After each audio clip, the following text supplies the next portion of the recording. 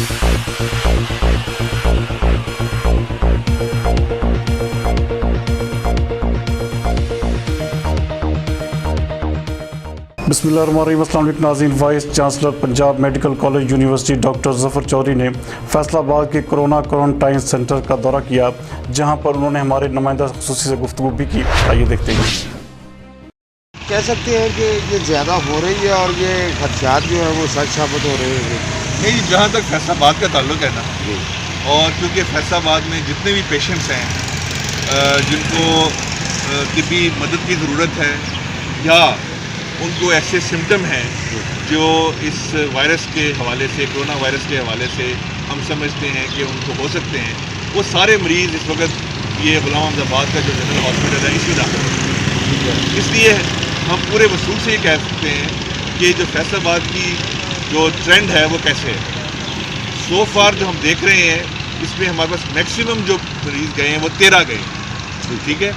और अल्हम्दुलिल्लाह इस लिहाज से जो ये स्टैटिक सी चल रही है सिचुएशन, हर दिन कोई 1 या 2 मरीज़ जो हैं आते हैं, 1-2 मरीज़ हमारे चले भी जाते हैं।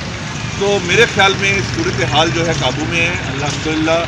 अल्लाह का फजल है, इस डिवीज़न पे हमें कोई ज़्यादा प्रॉब्लम नहीं आ रही। हाँ, हमारे यहाँ अमवात 2 हुई हैं, लेकिन उसमें ये है कि एक पेशेंट तो ऐसा है जिसको वाकई प्रूव हो गया कि ये इसको ये प्रॉब्लम थी। बाकी जो पेशेंट्स जो हमारी 2 डेथ्स हुई हैं उसमें अभी तक हमें पता नहीं चला कि ये वाकई कोरोना की वजह से है या ये वैसे नेचुरल डेथ है, क्योंकि ये दोनों पेशेंट जो थे ये पहले भी बीमार थे, इनकी जो है सेहत अच्छी नहीं थी। एक पेशेंट था वो ब्लड ट्रांसफ्यूजन ले रहा था काफ़ी देर से, उसको उसका खून जो है वो उसमें हीमोग्लोबिन कम था, हेपेटाइटिस था। तो ये पेशेंट दोनों हैं जो ऑलरेडी दे वर सिक।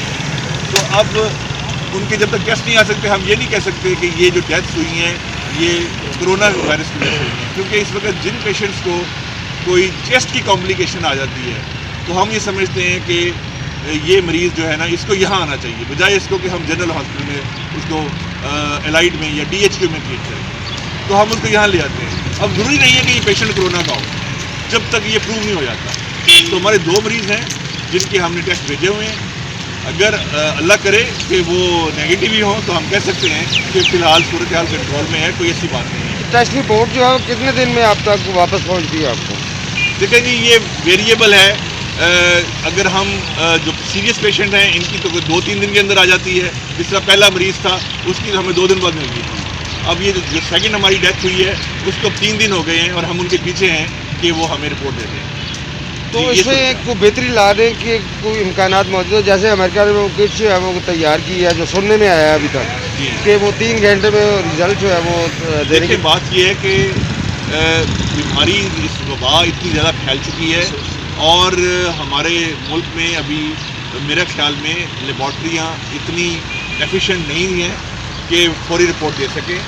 और इस सिलसिले में फैसलाबाद डिवीज़न के अंदर हुकूमत ने एक लेवल 3 की लेबॉर्ट्री जो है ना कायम करने का फैसला किया है, जिस पे काम हो रहा है। इंशाल्लाह 1 हफ्ते के अंदर वो फंक्शन हो जाएगी, फिर इधर मरीज़ आएगा और उधर उसकी रिपोर्ट आएगी, जो 3 घंटे के अंदर आ जाएगी इंशाल्लाह ताला। सूरत हाल इसलिए बड़ी खुशाइंद है और हौसला अफजा है कि बीमारी इतनी शिद्दत से यहाँ पे नहीं फैल रही। अल्लाह ना करे अगर ज़्यादा होती तो हमें जितने मरीज़ हमारे पास दाखिल हैं सिवाय एक के सारे मरीज़ इस काबिल हैं कि उनको घर भेज के हम उनको क्वारंटाइन करते हैं, लेकिन हम कहते हैं नहीं, अब एक दफ़ा हमारे पास आ गए हैं 14 दिन गुजार की जाए, तो इसलिए परेशानी की कोई बात नहीं। जो कि स्पोर्ट्समैन हैं जनरल अस्पताल ग़ुलाम अहमदाबाद में कोरोना वायरस टीम के और हेड ऑफ़ द डिपार्टमेंट है ENT के। जी डॉक्टर बाबर साहब, आप कोरोना के इल्ज़ामात के हवाले से और उसके ट्रीटमेंट के हवाले से आप कहाँ तक मुतमईन हैं और क्या आपकी ऑब्जर्वेशन है कि इसको कैसा होना चाहिए? अस्सलाम वालेकुम नाज़रीन, अस्सलाम वालेकुम जी।